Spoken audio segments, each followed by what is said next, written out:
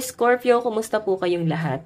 Okay, so Scorpio, ayan. Ang reading pala natin is Gabay Kapalaran sa'yo sa taong 2025. And maganda rin na alam mo ang yung Sun, Moon, Rising, and Venus sign para sa iba pang guidance, okay? Ayan. Scorpio, maraming salamat pala sa iyo sa walang sawang pagsubaybay sa ating pong mga reading. And kung ikaw ay bago pa lang sa ating channel, mag-subscribe na po kayo. And i-click mo na rin yung ating notification bell para lagi kang updated sa ating mga bagong upload, okay? Tignan natin kayo sa first quarter ng taong 2025. Scorpio, Sun, Moon, Rising, and Venus sign. First quarter po ng taong 2025 ni Scorpio, Spirit Guide. Meron po tayong balance. Sa second quarter naman po ng taong 2025, Spirit Guide. Second quarter ng taong 2025 ni Scorpio. So yun guys, kung naiinip po kayo sa ating pag-shuffle, pwede na po kayong mag-proceed sa ating pong reading. Okay? Second quarter po ng taong 2025 ni Scorpio. Third quarter naman po ng taong 2025. And fourth quarter ng taong 2025 ni Scorpio, Sun, Moon, Rising, and Venus sign. Okay. And yung bottom of the deck natin, guys, ay the Wheel. The Wheel of Fortune. Ganda nito, no? Yung bottom of the deck nyo. Okay. Tignan pa natin tong isa.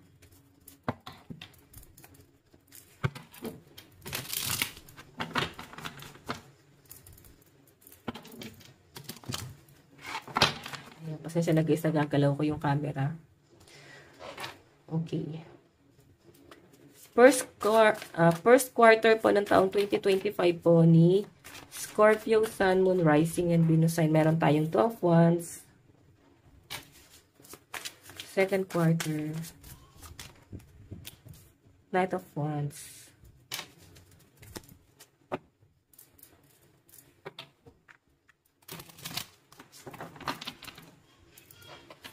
Okay. Third quarter naman po ng taong 2025 ni Scorpio. Third quarter po ng taong 2025, Spirit Guide. Third quarter. Meron tayong Ace of Wands.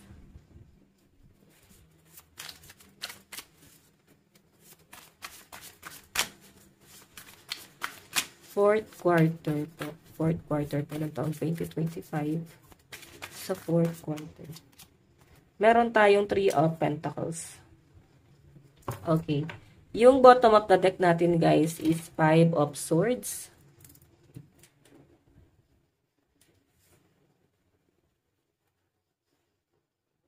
Okay. Ayan. Okay, so ayan, guys. Sa first quarter nyo, guys, ano to sa nakikita ko sa inyo, parang may inip ka. Nandun sa point na parang wala naman masyadong emosyon, parang balance lang din, Scorpio. And nakikita ko sa inyo na parang wala naman ako nakitang gulo din, no? Basahin natin. Sobrang balance yung energy nyo. Basahin natin, guys. Blending the ideas of others with your own to create something extraordinary. Successful, compromise the power of diversity, self-control, patience, and balance. Okay. So, kaya pala, parang may inaantay ka rito. Nakikita ko sa inyo guys, hindi ka makapag-decide kasi dinedepende mo yung plano mo sa ibang tao. Kasi para sa'yo, parang hindi mo alam hindi mo alam kung saan ka unang hakbang. Kaya parang yung mga plano mo sa first quarter guys, is hindi ikaw yung magde-decide, kundi ibang tao. Okay lang din naman guys, kasi nakikita ko na parang hindi ka naman mapapahamak dito sa bagay na to. And kung mababasa nyo guys, kung makikita nyo, Two of Wands, success, plan, security, control, travel, and vision. So, may plano kayo guys na biyahe sa first quarter. May nakikita rin ako dito guys sa parang travel abroad to. May plano ba kayo mag-travel abroad? Baka magtrabaho abroad? Yung iba naman sa inyo guys, pwedeng uuwi ng Pinas, baka bakasyon kayo. Okay, so okay lang naman din guys yung nakikita ko sa inyo kasi parang may talent ka rin na ma-i-enhance mo Ayan, sobrang balance naman ng energy. Wala ko nakakitang any conflict dito.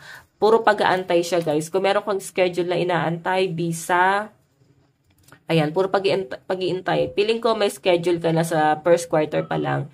And parang nagre-relax ka dito. Okay? Doon yung iba naman sa inyo, guys, pwedeng meron kang inaantay na travel or pwedeng communication. Pwede yung travel na to, guys, is parang package or pwede rin naman, guys, na parang sa business. Kung business to, no? Okay? So, ayan. Wala tayong masyado nakitang negative dito. Sa second quarter nyo naman, guys, is meron tayong Four of Swords and Knight of Wands. So, Scorpio, ang nakikita ko kasi dito, basahin natin. Napakagaan ang nararamdaman ko sa taong 2025. Buong taon mo, guys, sobrang gaan. Wala ko nakita ang struggle dito. And parang napakapayapa ng buhay, pamumuhay ng mga Scorpio. Okay? Maboboard ka nga sa taong 2025, oh. Okay? So, meron tayo, guys, insight that come from meditation, the need to rest or take a vacation. Allow yourself more time before making a decision. Mental exhaustion, get more sleep, and passion, motivation, energy, fire, lust, and action. So, may mga ginagawa ka lang. I think, nando ka sa point na hindi ka masyado nape-pressure. And nakikita ko rin sa inyo, guys, na ginagawa mo yung mga bagay na nakakahiligan mo. Parang kung ano yung hobby mo. Nag-e-enjoy ka kasi. Kung sa business to, guys, nag-e-enjoy ka lang, hindi ka nakapokus sa kita. Okay? Kasi parang nililibang mo lang din yung sarili mo eh. Kung sa relationship naman to, guys, sa love life mo, ang nakikita ko dyan, guys, sobrang mahal nyo naman yung isa't isa, then wala ko nakitang gulo sa inyo sa second quarter pa lang. Okay? Kasi ang nakikita ko sa inyo, nagme-meditate kayo dito, may mga decision kayo na ginagawa. Or mga plano nyo sa buhay nyo, mga susunod na hakbang, kasi talagang nagkakaintindihan kayo ng person mo. Nakikita ko dyan, Scorpio, parang may mga pag-uusap kayo patungkol sa future. As in, doon kayo nakapokus, then travel. Siguro iba sa inyo, nagbi-business kayo ng partner mo. And eto kasi yung once kasi, guys, is change direction. So, talagang nag-grow etong business na to. Okay? Talagang parang malayo pa yung mararating niya, guys. Kasi tignan mo dito, oh.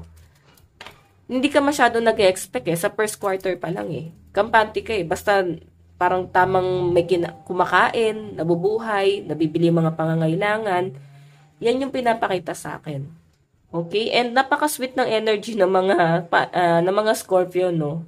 Ayan, more on meditation, pahinga. Iba sa inyo pwedeng kaya ganito, baka mas pinili nyong wag na magtrabaho at mag-business na lang din talaga. Pwedeng may katuwang na kayo, may tumutulong sa inyo sa gastusin. Okay? So guys, meron tayong Page of Swords. Ito naman sa third quarter nyo, guys. Basahin natin. Yan, hindi natin makuha. Sa third quarter naman is Page of Swords, logical, perceptive, insightful, blunt, an exciting intellectual challenge, brilliant insight, information that you need but might be challenging to receive. Okay, review all documents very carefully. Okay. Yung iba sa inyo travel nga to. Okay. Ayan, meron tayong Ace of Wands. Sa nakikita ko dito, guys, beginning creativity, idea, offering, birth, and will. So, may travel kayo abroad, pwedeng trabaho abroad, pwede na pag-usapan nyo na to ng person mo. Ayan, sobrang gaan, no? Mukhang ito na nga, yung schedule na inaantay mo. Sa third quarter, guys, may nakikita kung 100% matutuloy na yung biyahe mo. Yung iba sa inyo, guys, kung nagka-delay siya, guys, yung iba naman dito, Scorpio, kung ikaw ay nagko-cruise ship, ayan, hindi kasi agad-agad unless may schedule ka na talaga pagbaba mo pa lang ng cruise ship. So, ito ang nakikita ko dito, Scorpio.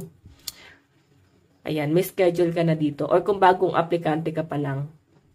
Okay? Yung iba sa inyo, guys, ayan, kampante ka naman Hindi ka rin naman daw nagmamadali dito at hindi ka masyadong pressure na parang go with the flow nga lang I think hindi mo masyadong ina-expect tong bagay na to. Tapos parang kusang binibigay sa inyo. So, sinasabi rito, guys, merong new beginning na paparating sa inyo. Napakaganda nito. And I think mas makakapag-provide ka na sa family mo. May travel abroad dito, guys. Ayan. Okay, yung iba naman dito guys, pwedeng bakasyon to eh. Baka isang buong taon kayo nagbabakasyon. And hindi naman, wala akong nakitang paghihirap sa pera eh. And dito nga sa fourth quarter mo, oh, may nagpo-provide, may katuwang ka, may tumutulong sa inyo pagdating sa finances. Three of Pentacles, collaboration, teamwork, skill, creating, building, and plans. Okay? May mga magpapagawa daw ng bahay dito sa fourth quarter. I think may mga magpaplano na dito na bumukod or bumuo na talaga ng pamilya. Okay, meron tayong Six of Cups, children or childhood, revisiting old dreams or plans, embracing your inner child, the return of people or romance from your past. Oh, romanticizing how things used to be. So may someone daw guys sa parang kababata mo sa past. Or pwedeng old person na to. Pwedeng may anak kayo. May babalik sa'yo someone from the past sa fourth quarter. Ex mo tong nakikita kong babalik sa inyo. Or pwedeng someone na ginost ka. Hindi, parang wala kayong label. So, may nakikita ko guys dito na parang may babalik sa inyo. Mag-offer siya ng cup of love. Ayan no. Yung tipong, ano ka na eh, hindi ka na nag-expect sa taong to, Scorpio. Sobrang tahimik ka na. Sobrang payapa ka na. So, bigla mag-offer sa inyo ng cup of love. Bigla kang kakausapin itong taong to. Okay? So, maiba lang ako guys, no? Yung bottom of the deck nyo kasi dito sa kabilang side is Wheel of Fortune. So, new beginning and sobrang powerful ng energy nyo na wala ako nakikita masyadong problema dito. Sobrang balanse. Sobrang payapa nung nakikita kong energy sa inyo dito. Wheel of Fortune. Basahin natin. Okay, a fresh new start or the end of delays. Sudden or unexpected progress, a very positive change in your life, travel or new vehicle. So, yun, pwedeng travel or baka magkakaroon kayo ng bagong sasakyan, baka may bibili ng sasakyan dito. Okay? And ito naman guys, sa bottom of the deck natin dito is Five of Swords, War, Hostility, Dishonest, Theft, Victory, and Hurt. Yung iba sa inyo guys, ito kaya lumalabas to, nadala na kayo. Pwedeng paulit-ulit kayong na-betray, no? Na-scam, nag-aaksaya ng pera, nag-i-invest, tapos wala naman guys nangyayari. Okay? So, ayan, kung nagpapagawa ka naman doon ng bahay ngayon, pwedeng naluloko ka ng contractor mo. And sa fourth quarter, finally tapos na yan. No? Hindi ka na mahihirapan pa dito. Okay?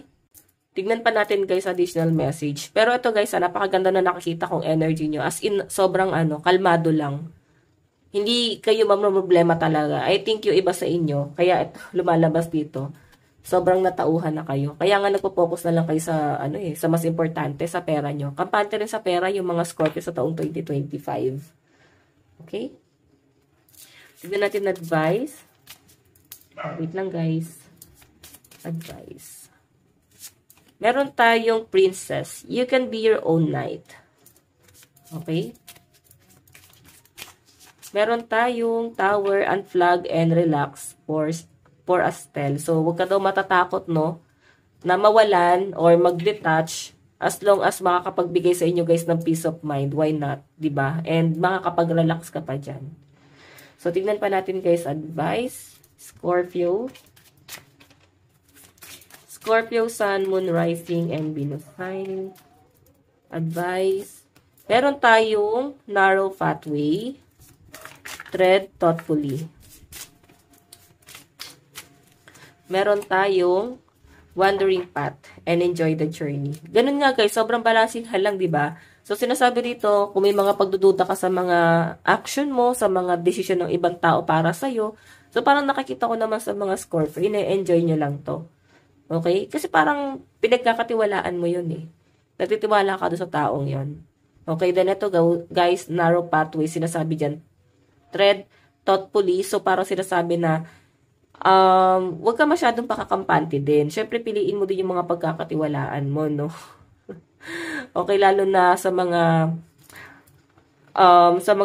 nilalakaran mo. Ikaw to eh. Hindi naman sila guys dyan makikinabang kundi ikaw. Okay? Hindi mo kailangan ng na maging kampante. Though malapit sa yung taong yan. Di ba? Pero hindi ko man sinasabi guys na masama. Sinasabi lang dito guys, magduda pa rin naman syempre. Okay, so ayan guys. Scorpio, ito lang naman po ang inyong reading sa taong 2025. Maraming salamat po. God bless and love you all. Bye-bye.